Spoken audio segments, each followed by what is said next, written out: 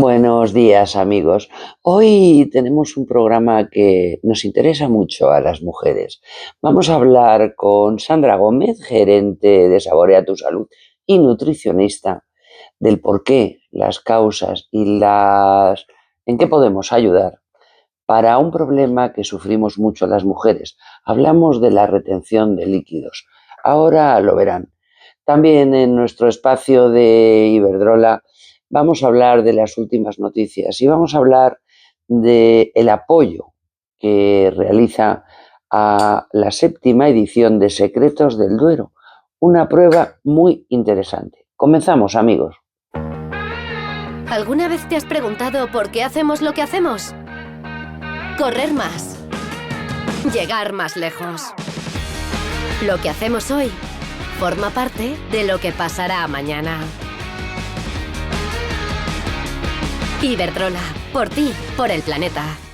Como les decía en nuestro espacio Iberdrola, nos vamos al de Ávila, de la Ribera, que ha vuelto a convertirse este sábado pasado en el epicentro del trail de montaña con la celebración de la 7ª edición de Secretos del Duero, una prueba que ha reunido a más de 500 participantes dispuestos a descubrir la belleza y la dureza del Cañón del Duero. Un año más, Iberdrola ha respaldado el evento, aportando su energía verde y reafirmando su compromiso con el desarrollo sostenible del mundo rural. Como saben, Iberdrola está muy vinculada a la provincia de Salamanca. Hace más de 25 años que comenzó. En los Altos del Duero simbolizan su propio origen. Aquí nació el impulso hidroeléctrico que dio forma a la compañía y a un modelo energético pionero en España. Además, este apoyo forma parte de una apuesta firme por reforzar la vida en el entorno rural. Los pueblos han encontrado en las renovables una de las soluciones para impulsar el crecimiento y el empleo. Esto lo ha comentado Miguel Calvo, delegado de Iberdrola en Castilla y León. Y como él dice, cada vez más necesitamos fuentes energéticas sostenibles y ahí el mundo rural es un aliado indispensable para construir un futuro mejor. ¿Alguna vez te has preguntado por qué hacemos lo que hacemos? Correr más. Llegar más lejos. Lo que hacemos hoy forma parte de lo que pasará mañana.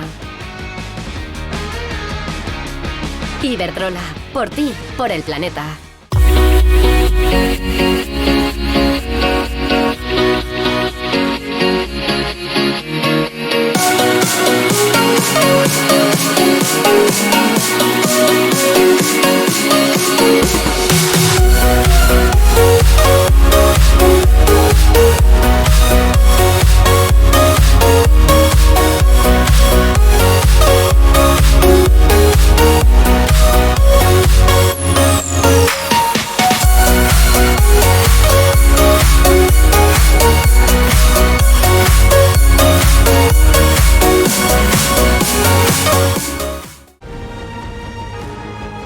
Riaza es patrimonio.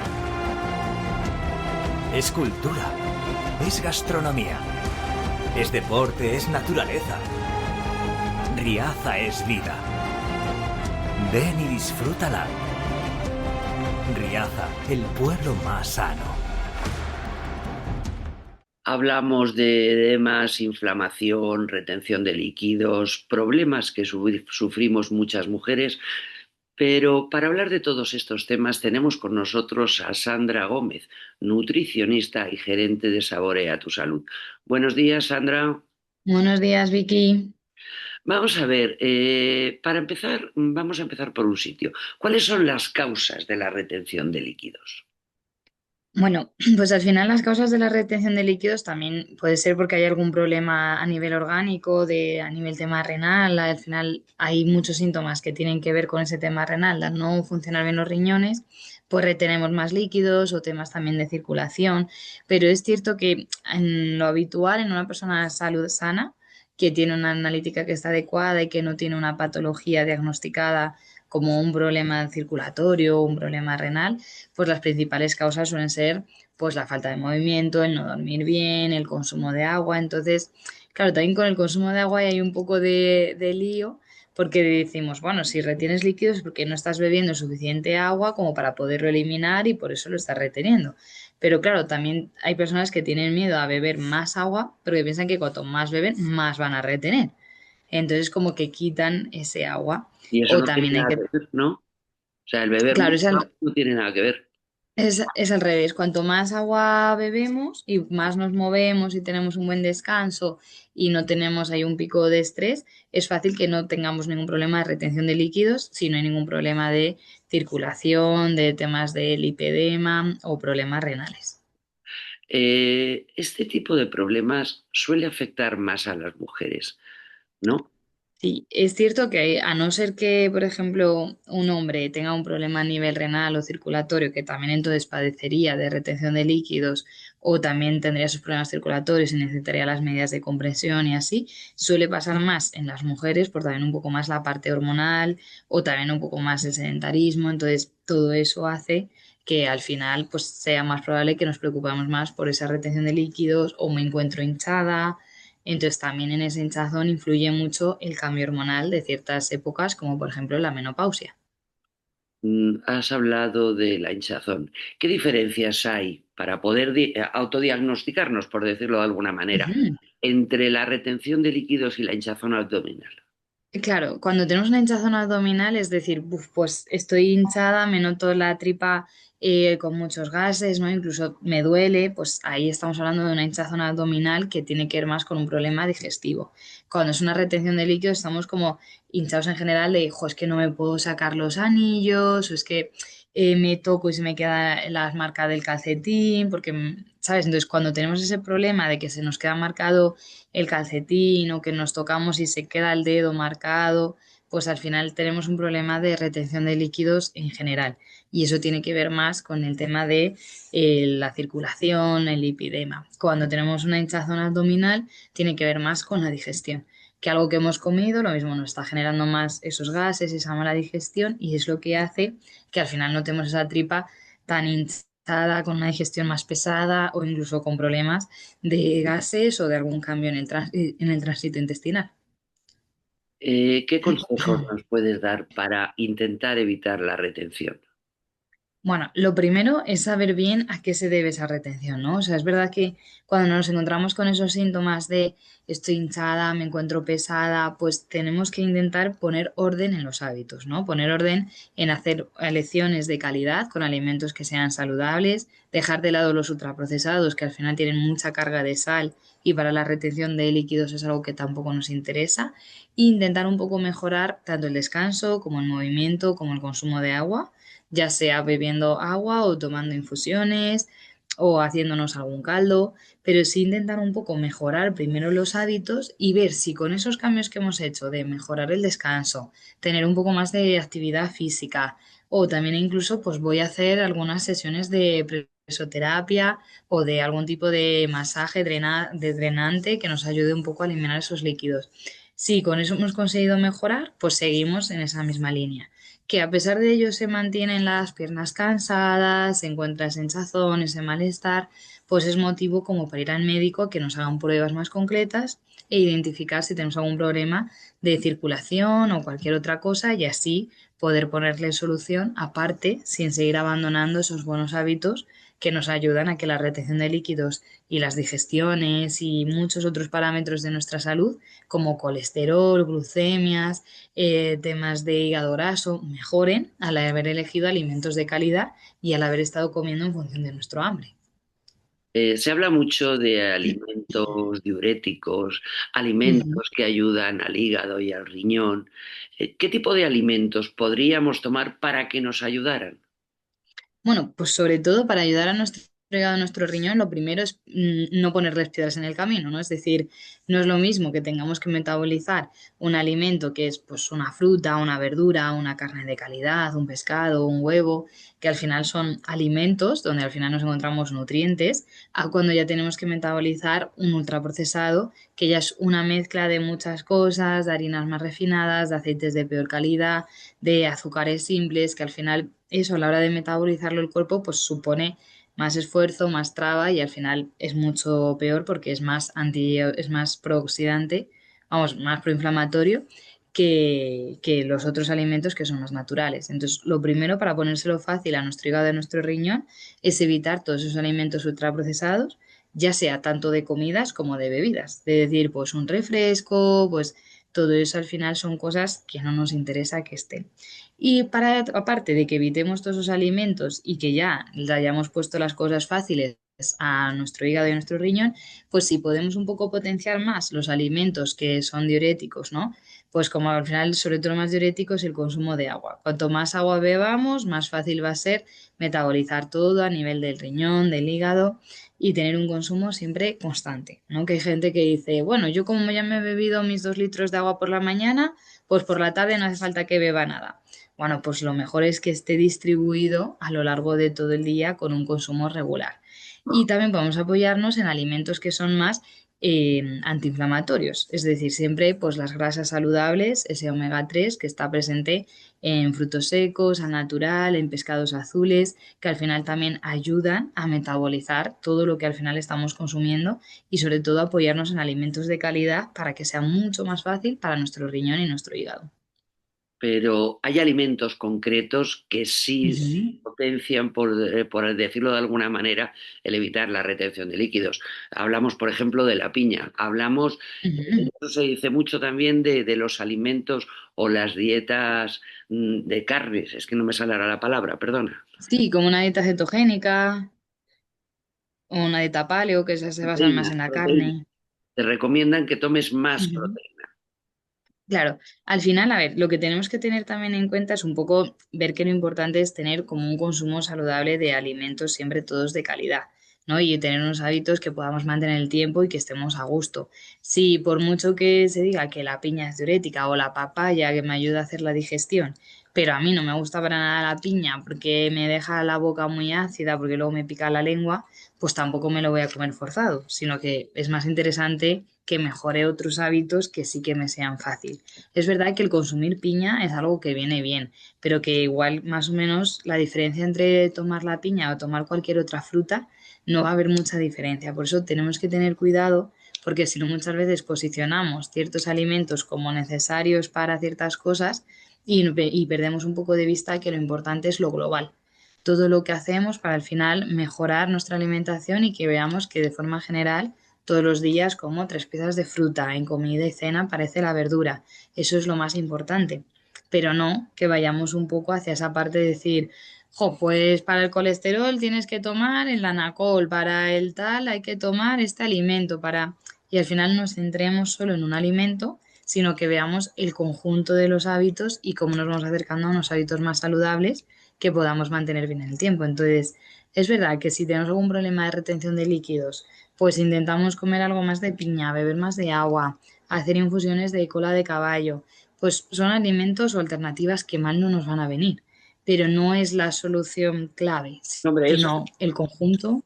eso está claro. O sea, no hay Ujú, una situación concreta, salvo el alimentarnos bien, por supuesto, y ujú. hacer deporte. Pero sí es cierto que nos pueden ayudar en ciertos momentos. Sí, sí que es verdad que pueden ayudar, porque al final son alimentos que son saludables. O sea, con esa infusión de cola de caballo lo que estoy haciendo es beber más agua, que es lo principal que me ayuda, ¿no? Cuando estoy tomando fruta, sea piña, pues ya estoy dejando de lado otro ultraprocesado, ¿no? No estoy comiéndome unas galletas, no estoy comiéndome un embutido que ya tiene más cantidad de sal y es lo que al final nos afecta. Entonces, sí que nos puede ayudar y sobre todo lo importante es que la persona vea todos los caminos que tiene para mejorar su problema de retención de líquidos y que tampoco nos obsesionemos, pero sí que es verdad que es algo que incomoda mucho, nos encontramos más hinchados a nivel general, los brazos, las piernas, y eso nos puede afectar mucho al tema de la imagen corporal.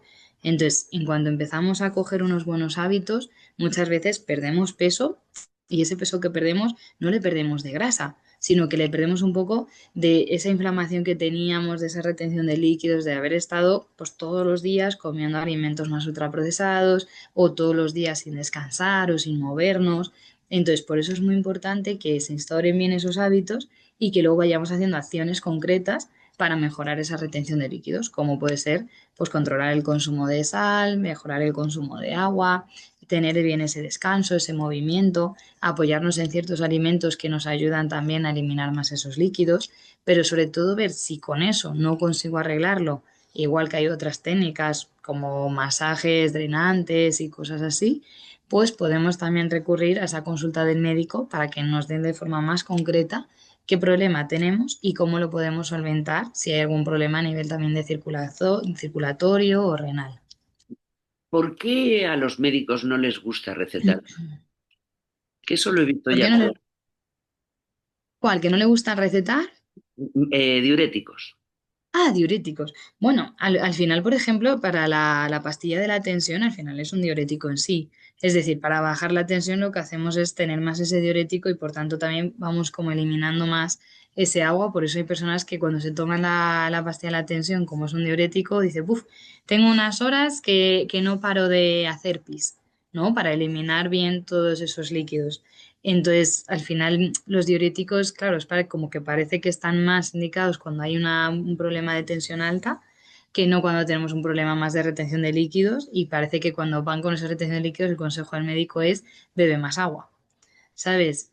Y al final lo que tenemos que ver es que también muchas veces esa retención de líquidos sea un problema de circulación a nivel del lipidema o del linfedema, pues es muy importante contar con esa ayuda de los diuréticos para ayudar un poco a eliminarlo y que luego la persona empiece con unos buenos hábitos. O sea que ahí hay veces que es importante que esté esa ayuda de la medicación para conseguir mejorar esa situación y que la persona se encuentre un poco más aliviada al ver que ya no está tan hinchada, que no se siente tan inflada porque al final es una situación que agobia. Sí. ¿Hay medicamentos que te producen hinchazón en las piernas? A ver, al final todos los medicamentos hay que ver un poco para qué están indicados, ¿no? Incluso si están un poco contraindicados con otras cosas. Por eso es importante valorar qué pastillas estoy tomando ya para otros problemas que existen. Decir, oye, pues me tomo esto para el corazón, o me tomo esto para las digestiones, o me tomo esto tal. Que ahora me deciden poner otra medicación diferente. Pues hay que ver que sean compatibles, que no generen un poco sus síntomas. Pero es verdad que sí que hay medicación incluso pastillas que incluso dicen, jo, es que esta pastilla me da muchísimo hambre. Pues es cierto, hay pastillas que nos dan y al final nos generan como más ese efecto de notar más hambre y hace que comamos más, incluso de forma más compulsiva, e incluso alimentos que, claro, que son más calóricos, más contundentes, más pesados, de pues me apetece queso, me apetece este bollo, me apetece. Entonces, por eso lo que tenemos que ver es que toda la medicación al final tiene un efecto. Por eso cuando nos lo tomamos y empezamos, tenemos que observar un poco cómo me encuentro. Pues esta pastilla que me han puesto indicada para el dolor de cabeza, ¿qué otros síntomas me origina? Ostras, pues me origina que sí, se me pasa el dolor de cabeza, pero me deja adormilada, o noto más hinchazón de piernas, o... y entonces valoro, oye, ¿esta hinchazón de piernas ha sido debida por la pastilla? ¿O es que aparte he dejado de hacer deporte? ¿O es que aparte me he olvidado de beber agua? Entonces hay que identificar un poco las causas y ver si sí que es a causa de esa medicación, pues buscar otra medicación alternativa que me ayude, por ejemplo, con el dolor de cabeza, pero que no me origine esos síntomas de la retención de líquidos, que al final es muy pesada e incluso nos afecta a qué ropa ponernos, al estado de ánimo y es algo con lo que no tenemos que convivir. Has dicho una cosa que me ha llamado mucho la atención. ¿Es cierto que hay medicamentos que te producen ansiedad o más ganas de comer, has dicho? Sí, sí, sí. Hay ciertos, por ejemplo, los corticoides o así al final, por eso también se limitan, porque al final generan más inflamación, nos hinchamos más con los corticoides, ¿no? Por eso también están un poco pautados en cierto tiempo y en ciertas circunstancias. Entonces, es cierto que hay ciertas medicación que origina más esa ansiedad, más ese apetito, y es real, ¿no? Es un apetito que surge porque sube esa hormona que nos hace sentir el hambre. Entonces, al subir esa hormona, notamos un hambre real. Lo que pasa es que es un hambre como que aparece tan de pronto, tan de repente, que claro, no me vale con una manzana, no me vale con, sino que ando buscando ese otro alimento rápido que pueda coger, que es pues un bollo, un bocadillo. Entonces, hay que tener un poco cuidado y siempre observar, oye, estoy tomando esta pastilla, ¿me ha mejorado mi problema porque me la habían pautado? Sí, no, ¿en qué medida ha mejorado? Y si me ha originado algún otro nuevo síntoma o estoy notando cosas diferentes y si puede ser debido a la pastilla o puede ser a que han cambiado otras cosas. Lo mismo no tomas ese hambre de repente porque ha cambiado mi horario del trabajo y entonces paso más horas sin comer. Entonces, todo hay que valorarlo para ver si es un poco motivo de la medicación o motivo a cualquier otro hábito que haya cambiado. ¿No? Has hablado de los corticoides, que sí es cierto, y eso se habla mucho de que Ujú, produce inflamación. Pero realmente, ¿qué tipo de medicamentos son los que te pueden producir hambre? ¿Hambre o ansiedad?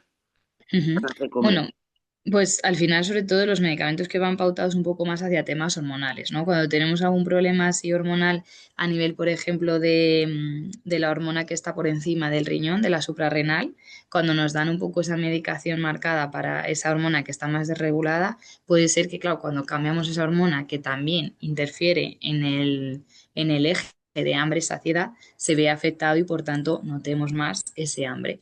Entonces, es verdad que hay que valorar un poco con cada medicación, ¿no? Pero es cierto como que cierta medicación parece que puede tener más esos efectos secundarios y notar ahí más ese hambre. Aún así, puede haber que ciertas personas se tomen una medicación que no origine más hambre y aún así tener ese síntoma. ¿Vale? Entonces sí que es verdad que cuando hay una enfermedad así más a nivel de la glándula suprarrenal, con esa medicación que nos suelen pautar, se suele notar como un aumento del apetito y más un apetito voraz de que aparece de repente, entonces es más difícil de controlar. Entonces, pero bueno, también hay que valorarlo con cada medicación, el efecto que nos da, porque al final se mezclan la medicación que me tomo para una cosa, más otra, y nos puede originar esos síntomas. Estamos hablando de alimentos que te producen ansiedad y más ganas de comer. De la misma manera, ¿hay alimentos que te quitan las ganas de comer? Ujú. Claro, hay alimentos que al final nos sacian y hay dos formas de saciarnos, ¿no? En el momento a corto plazo, que es como sería en el caso de la fruta y la verdura, que cuando la comemos nos aporta esa fibra, esa agua, esas vitaminas que hace que nos llenemos en el momento, pero que a largo plazo, si vamos a pasar muchas horas sin comer, no me sea suficiente y vuelva a notar hambre. Por eso es importante cuando vaya a estar mucho tiempo sin comer, combinar la fruta y otro alimento que me sacia a largo plazo, ¿no? Que a largo plazo nos sacian los alimentos proteicos, las grasas saludables y los cereales integrales. Por eso elijo coger uno de esos, ¿vale? Pues venga, pues me voy a coger la fruta y frutos secos al natural, la fruta y tortitas de arroz integral, para estar saciado más a largo plazo. De hecho, de los alimentos más saciantes es también el huevo cocido, ¿no? Es un alimento que es de muy buena calidad y que nos ayuda a estar saciado y hace que no tengamos ese hambre utilizando alimentos y nutrientes que son de calidad. Ujú. ¿Y medicamentos que quiten el hambre? Ujú, también lo hay. Exacto, igual que tenemos ese efecto contrario de que despiertan más ese apetito, ese hambre más compulsivo, pues igual afecta en ese eje de hambre y saciedad para quitarnos el apetito y también tenemos que tener cuidado porque si nos quita el apetito, al final lo que nos puede pasar es que comamos menos cantidades, baje la calidad de lo que como, porque como tengo poco hambre, pues con comer poco me vale, pues cojo un poco de embutido, pues cojo un poco de flan o cojo un yogur y al final lo que estoy dejando de lado es la fruta y la verdura, que deberían ser la base de nuestra alimentación. De hecho, por ejemplo, ahora las inyecciones de Oncepic en lo que se basan es en quitar el hambre, en ayudarnos a disminuir ese apetito que tenemos. Hay mucha controversia con ese tipo de inyecciones. Son Sí. muy problemáticas, causan efectos secundarios a largo plazo, realmente se pueden utilizar o no se deben. Ujú. Porque también A he ver, oído que originariamente ese tipo de Ujú. medicamento era un poco para alguna enfermedad. Sí, exacto. O sea, están dirigidos hacia los diabéticos, eso es, para controlar mejor los niveles de glucemia, de no encontrarnos con esos picos, ni tener subidas ni bajadas. Y es cierto que, por ejemplo, yo en consulta tengo pacientes que las tienen pautadas, pero lo importante es que estén pautadas por el médico, que esté indicado pues la dosis que te tienes que ir inyectando, incluso personas que vemos que les cuesta mucho perder peso, pues que por más deporte que hago, que por más sano que como, por más que bajo las cantidades, no se mueve el peso Ajá. porque estamos estancados, porque al final el estrés metabólico que tenemos es tan alto que no respondemos, aunque cambiamos de un plan a otro de, pues venga, vamos a hacer esta otra dieta diferente para ver si notamos cambio y se despierta, y empezamos a bajar. Cuando pasa eso de que al final no va bajando nuestro peso, hay ciertas pacientes que se lo han pautado y consiguen arrancar a perder. No, ya no tengo ese apetito, ya es como que me da igual comer que no comer. Claro, ahora lo que tenemos que hacer es que, aunque tenga menos hambre y esté comiendo menos y mi peso baje, perder grasa. Porque claro, hoy mismo esta semana me pasó con un paciente que a pesar de tener esa pauta puesta de la inyección, bajó las cantidades de lo que comía porque tenía menos hambre, pero lo que estaba comiendo no estaba bien proporcionado. Faltaba verdura, faltaba fruta, cogía más, pues me como unas pocas alubias y un poco filete y ya está. Vale, pero ahí ha faltado la verdura. Entonces, ¿qué pasó? Vimos que el peso bajó, pero la grasa no. Entonces, la grasa, que es el indicador que nos ayuda a mejorar muchos problemas en las analíticas, como temas de colesterol, como temas de hígado graso, pues es el que queremos que al final baje. No solo perder peso, sino perder grasa y para así mejorar de qué está formado nuestro cuerpo y que las analíticas estén mejor. Entonces, es cierto que esas inyecciones pautadas por un médico y siguiendo unas recomendaciones de nutrición, de unos hábitos saludables, es una buena combinación que nos ayuda a perder peso de una forma más sostenible y nos puede costar menos el conseguir esa pérdida de peso, pero lo más importante es los hábitos que vamos cogiendo para que cuando desaparezcan esa medicación que me quita el hambre y vuelva a notar mi hambre, sepa cómo combinar los alimentos, qué cantidades coger, diferenciar si es un hambre real o no, para poder seguir haciendo unas buenas elecciones que me ayuden a controlar bien lo que estoy comiendo, las cantidades, los grupos de alimentos y que mi peso y mi grasa siga estando estable y no suba y tenga entonces ese efecto rebote, que es lo que pasa, ¿no? Me pongo las inyecciones, bajo, las dejo y vuelvo a subir porque vuelvo a tener hambre, vuelvo a comer y como no he aprendido qué alimentos coger, en qué cantidades, cómo escuchar mi hambre, pues vuelvo a los hábitos de antes y vuelvo a estar en el mismo punto que antes de peso, de grasa, de porcentaje de grasa visceral, pero mis hábitos siguen estando igual de insanos y mi autoestima se ve afectada. Claro, Bueno, al final el haber tenido una cosa y perderlo es claro. algo que nos afecta mucho y hace que la persona pues diga, jo, ¿para qué otra vez voy a ir a un nutricionista si no me sirve de nada? Lo pierdo y lo vuelvo a subir, pero es porque no hemos hecho ese trabajo de aprender, de disfrutar de esos buenos hábitos y que les pueda mantener, tenga la ayuda de la medicación o no, o tenga la ayuda del nutricionista o no, que ese es el objetivo, que los pacientes aprendan a comer sano y no necesiten venir a la consulta.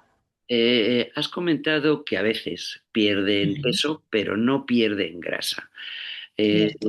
Se habla mucho del pomelo, por ejemplo, Ujú. para perder grasa. ¿Es cierto que los cítricos y concretamente el pomelo te pueden ayudar a perder grasa en concreto? Bueno, eso en concreto yo creo que es más como un mito, ¿no? Igual que hablamos de esos mitos de la alimentación, es cierto que lo mismo el pomelo parece que lo situamos como un alimento más saludable, una fruta más saludable, porque al ser cítrico no tiene como tanta carga de azúcar, ¿no? Y por eso parece que nos va a sentar mejor. Espera, dame un momentito, que viene un paciente y ahora te sigo contando. Hola, Belén, buenos días. Sí, sí, te un momentito, que estoy terminando una cosa y ahora se contigo. Eso es. Ya estoy de vuelta.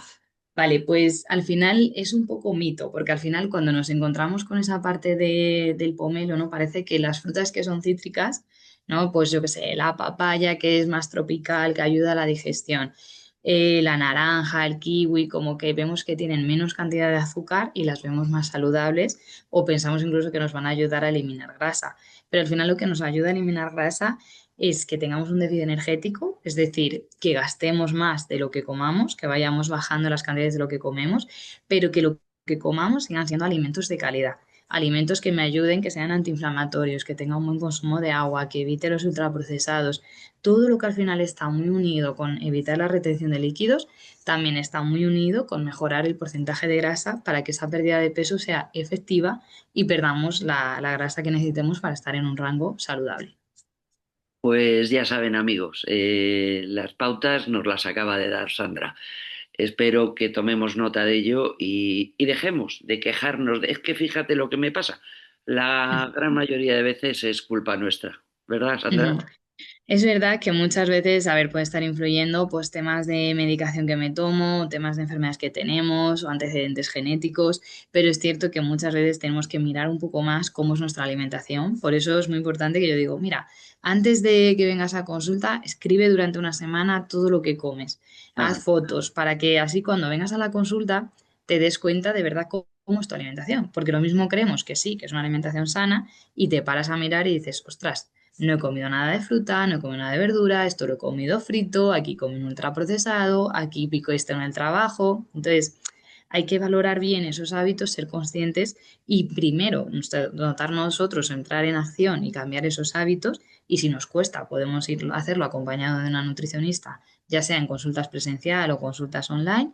Y si aún así, a pesar de que ya esos hábitos están bien, no consigo esa mejora en el peso, no mejora esa analítica, sigo teniendo esa hinchazón, es motivo para consultar al médico y seguir trabajando a la par entre lo que me pauta el médico y me pauta la nutricionista para que al final nos encontremos bien y tengamos esa salud. pues Sandra, muchísimas gracias por todos los A ti, consejos que Vicky. has dado. Espero que la gente haya tomado nota y seguiremos hablando porque nos quedan muchos temas para tratar. Hasta el Eso próximo. es. Nos Gracias. vemos. Que vaya bien el día. Hasta Hasta luego. luego.